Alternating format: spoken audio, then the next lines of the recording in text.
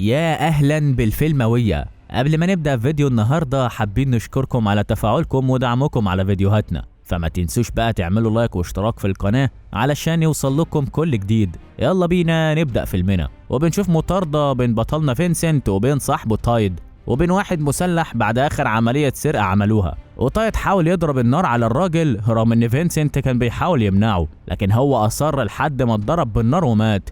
وفينسنت حب ينتقم وكمل المطاردة لحد ما خرجوا من العربيات وبدأوا يضربوا نار على بعض. وفينسنت اتصاب بالنار من الراجل اللي فضل يهينه، ولما قرب عليه فاكر انه خلاص فقد قوته بعد ما الطلقة، ففينسنت فاجئه وضربه هو كمان، والراجل وقع على الأرض وسط صوت صفارات البوليس اللي حصرت المكان.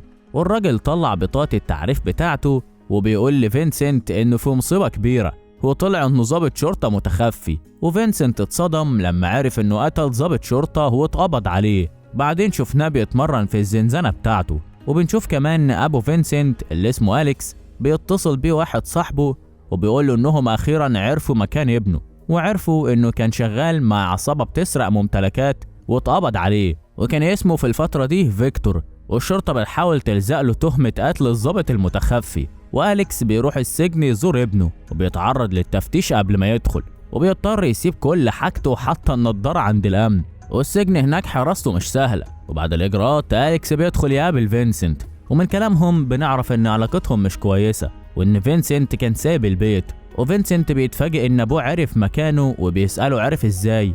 ولما أليكس بيرفض يقول، فينسنت بيرد وبيقول له أكيد سأل كيرك، وبيسأله هو عايز إيه بالظبط. وأليكس بيقول له إنه عايز يطمن عليه وبيسأله عامل إيه في المكان ده. وفينسنت بيفتكر المعاملة الوحشة اللي شافها لما دخل السجن أول مرة، وبيفتكر الراجل الضخم اللي حاول يبلطج عليه بس هو قدر يقف قدامه ومسكتش. وبيرد على أبوه وبيقول له مش عارف أرد عليك.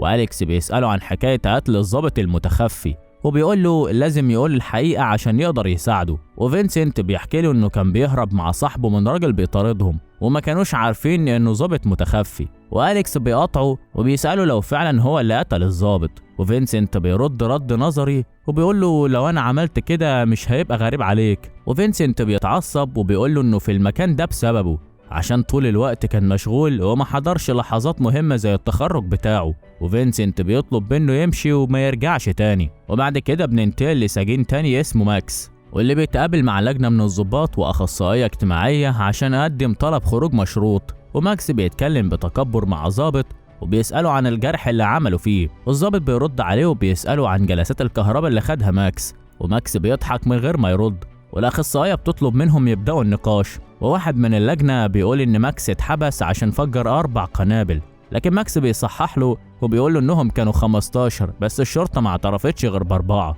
والضابط بيكمل وبيقول إن ماكس اتخانق جوه السجن 4 مرات وقتل 3 رجالة. وماكس بيرد وبيقول إنهم استاهلوا. والضابط بيسأله ليه المفروض يخرجوه، فماكس بيقول له إنه أخطر جوه السجن من بره. وبنشوف مجموعة إرهابية تحت قيادة واحد اسمه لاس، باين إنهم بيخططوا لحاجة كبيرة. لكن المفاجأة إن الضابط اللي واقف ورا ماكس طلع معاه وبيضرب النار على الضابط وبيموته. وماكس بكل هدوء بيسأل عن الساعة، واللجنة مرعوبين وبيقولوا له إنها 10. وفي نفس الوقت أليكس بيكون في حمام السجن، وفجأة بيحصل انفجار كبير جوه السجن، وبنكتشف إن الكلبشات بتاعة ماكس ما كانتش مقفولة من الأساس. وماكس بيقول للضابط يموتهم عشان كلامه خلص معاهم، والضابط بينفذ وبيموتهم كلهم. والمساجين بيتصدموا، ولاك بيدخل غرفة التحكم ويموت الضباط اللي فيها. وماكس بيعرف من الميكروفونات إن لاك وصل، وماكس بيعرف نفسه الكل اللي في السجن وبيقول لأي حد عايز يهرب يقدر يمشي.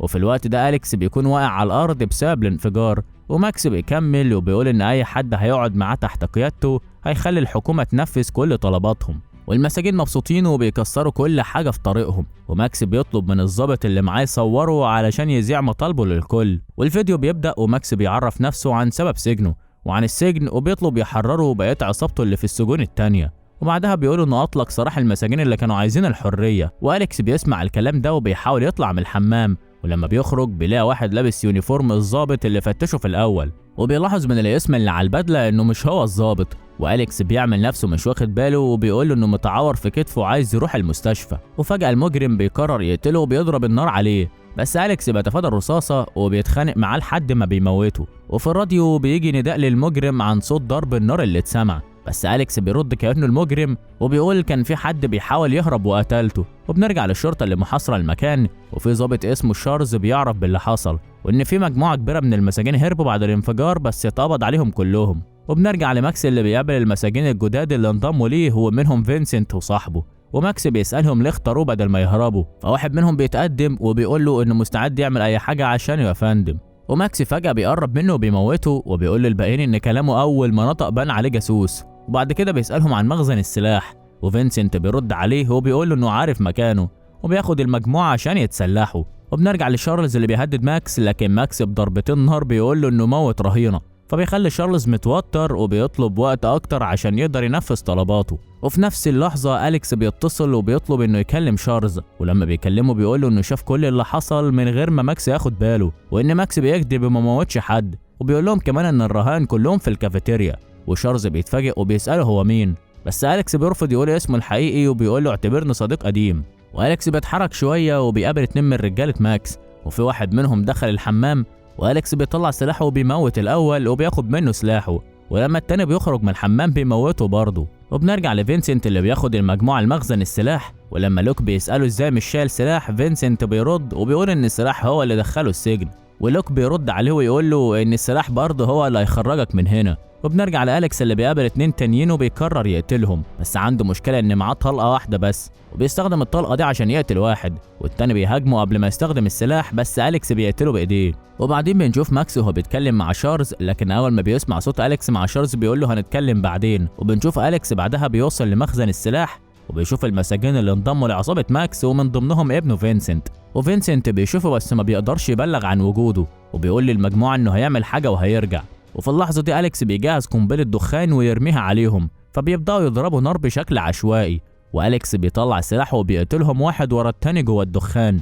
وبعد ما بيخلص عليهم بيدخل عند ماكس باقي المساجين المسلحين وبينهم فينسنت، وماكس بيطلب من الكل يمشوا عشان عايز يقعد مع فينسنت لوحده لأنه معجب بيه، وبيأكد إنه كان ضابط مفرقعات مظلوم من الحكومة عشان كده بيفجر أي مكان للحكومة بتفتخر بيه. وفي اللحظة دي واحد من ال3 اللي أليكس رمى عليهم قنبلة الدخان بيدخل وبيحكي لماكس كل اللي حصل، وماكس بيفتكر إن في حد من الشرطة بيلعبه من تحت لتحت، فبيتصل بشارلز وبيقول له انه خالف الاتفاق وهيقتل رهينة تاني، وبيعمل نفسه هيقتل حد. وشارلز بيتوتر وبيكلم أليكس وبيقول له انه عارف اسمه خلاص، وأليكس بيتفاجئ ازاي عارف اسمه، بس أليكس بيقول له لازم تعرفوا ان انا في صفكم. وشارلز بيرد عليه بيقول له انه دلوقتي اتأكد بس تصرفه خلى ماكس يقتل مجموعة رهاين، وأليكس بيرد عليه انه من اول ما دخل ما شافش اي رهينة وحاسس ان في حاجة غلط. وبعدين بيسأله عن سجين اسمه فينسنت هل كان من اللي هربوا، وشارلز بيرد وبيقول له لا، وأليكس بيفهم انه مش هيخرج غير لما يجيب ابنه. وبنرجع لماكس اللي بيجمع رجاله عصابته وبيقول لهم انه مقتنع ان اللي بيقتل رجاله عصابته مش ظابط، وان ده اكيد واحد من القوات الخاصه عشان يقدر يتحرك من غير ما يمسكوه.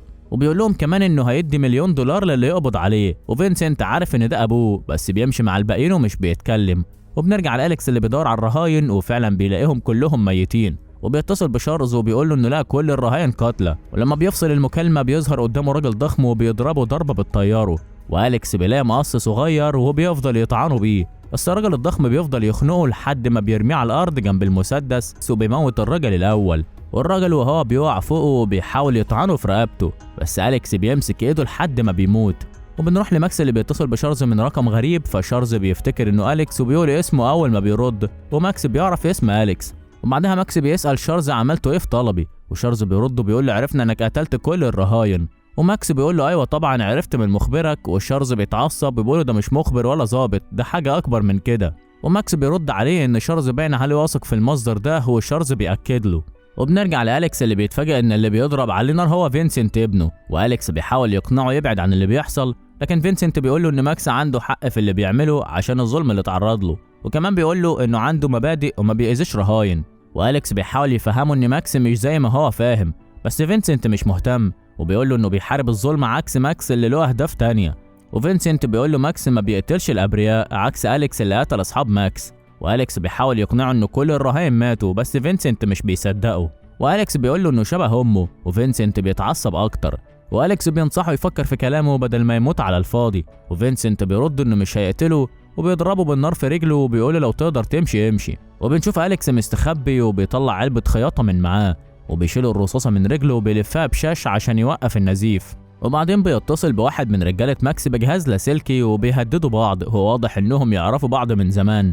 وماكس بيقول لأليكس انه كان ضابط ممتاز زيه زمان بس اتفصل علشان غلطة واحدة، وأليكس بيقول له الأبرياء ما لهمش ذنب يتقتلوا. وماكس بيغير الكلام وبيقول له واضح انك بتحاول تنقذ حد جوه السجن، طالما الرهائن ماتوا فأكيد سجين ويبقى ابنك. وأليكس بيقلق وبيقفل المكالمة وبيتصل بشارلز وبيقول له انه عارف ان ابنه انضم لعصابة ماكس وعايز يحميه. وشارلز بيقول له انهم هيوفروا لماكس الطيارة اللي طلبها، واول ما بيركبها هيفجروها، وبعدها هينزلوا القوات الخاصة في خلال دقايق يصفوا رجالة ماكس كلهم. وأليكس بيرد عليه ان الدقايق القليلة دي كفاية عشان يلحق ينقذ ابنه. وأليكس بيوصل للمكان اللي فيه الشرطة بتتعاون مع ماكس وما عندوش غير مسدس عادي، وما بيستسلمش وبيضرب نار عليهم، بس هم كمان بيضربوا عليه وبيقدر يوقع اول واحد فيهم، والتاني بيبانوا وكأنه خلص عليه. فأليكس بيعمل نفسه مصاب، ولما الراجل ده بيقرب له بيقتله برضه. ورغم ان أليكس بيعرج من الإصابة ما بيستسلمش، وقبل ما ياخد نفسه التالت بيظهر فجأة، لكن أليكس بيقتله زي الباقيين. ولافت للنظر ان لاك بيتفرج وبيضحك على المنظر، وفي نفس الوقت القوات الخاصة بتقتحم المكان. وبنرجع للاك اللي بيعجب بشخصية أليكس وبيقرر يواجهه من غير سلاح، وبيتعاركوا سوا، بس لاك بيمسك جرح أليكس عشان يضعفه وبيرميه على الأرض. ولاك بيقول لأليكس انه اتظلم من الحكومة واتخطف من مجموعة إرهابية، ولما الشرطة هجمت المقر استغلوه بدل ما ينقذوه، وماكس هو الوحيد اللي ساعده.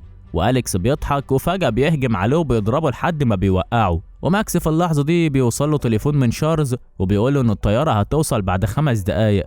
فماكس بيقوم عشان يطلع للسطح وياخد فينسنت معاه، وبيوصلوا لفوق وماكس بيطلع سلاحه وبيوجهه ناحية فينسنت، وبيقول له انه كان شاكك ان أليكس جه عشان فينسنت وعايز يعرف فينسنت يبقى مين بالنسبة له. وفينسنت بيعترف ان ابوه، وماكس بيديله السلاح وبيقول له القرار في ايده، يا يختار يبقى مع ماكس يا مع ابوه ويخلص عليه دلوقتي. وده بيبين ان ماكس فعلا عنده معزة لفينسنت. فينسنت بياخد السلاح بس ما بيقدرش يقتل ماكس، فماكس بينبسط وبيحاول ياخده معاه، لكن أليكس بيوصل وبيتعرض لضرب نار من ماكس وبيقع على الأرض مصاب.